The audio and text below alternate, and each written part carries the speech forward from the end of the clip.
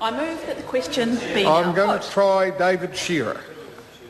Let me just speak briefly on this, on the title, Mr. Chair, and it really is just sort of picking up on a couple of the points that other speakers have made, and that is the, and I'm just start by thanking Grant Robinson on explaining the issue of the word "the" in the title and the absence of the word "the," because I mean, I guess the other possibility is the word which of course it wouldn't be appropriate at all, Royal Society, when it is about the Royal Society. It is and as Peter Hodgson mentioned, it is not the Royal Society of Scientists and Technologists. It is the Royal Society, and everybody knows what it is because since 1867 it is the most august and prestigious organisation of its kind. It doesn't actually spell it out. It is inferred that you know about this the society.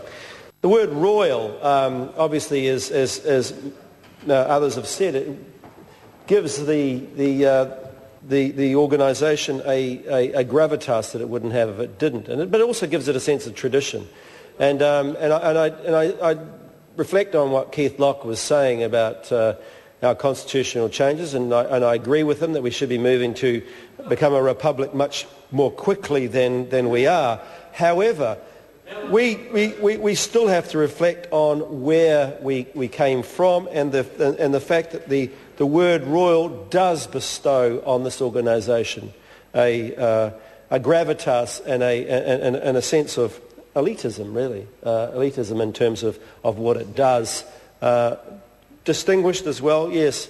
An organisation that is backed by history, that has a tradition, in a genealogy, if you like, in terms of its contribution that it has made to New Zealand. But the other word in this title, Mr. Chair, is the word society. And this is not society as we know it. It is not society as generalised society in New Zealand. It is a society of the group of people that make up the Royal Society.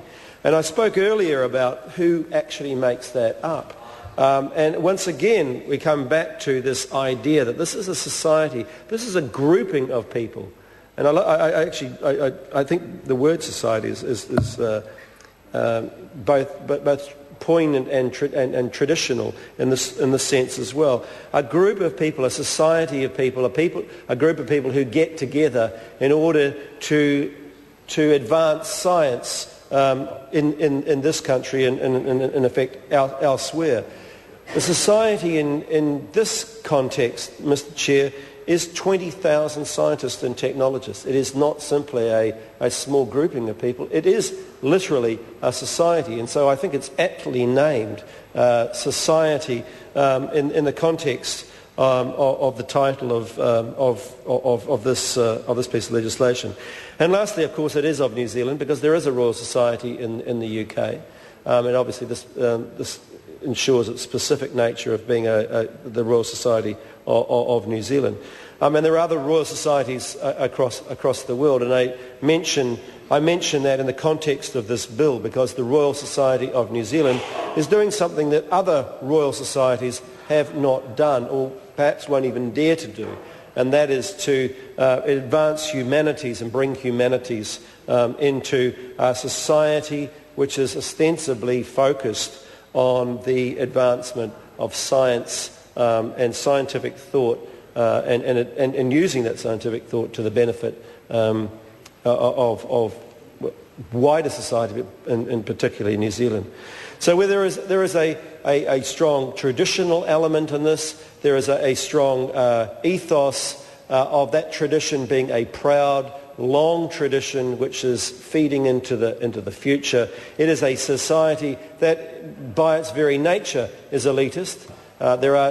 Scientists are not simply that people walk in off the street. They are people who have undergone rigorous training, research, and therefore have to earn their place in this grouping. It's not just simply and specifically the fellows in this organisation, more than 300 of them, the fellows in this organisation who are some of the best brains that we have in New Zealand. So, Mr. Chair, I believe that the Royal Society of New Zealand is an aptly named organisation. Joe Goodhue.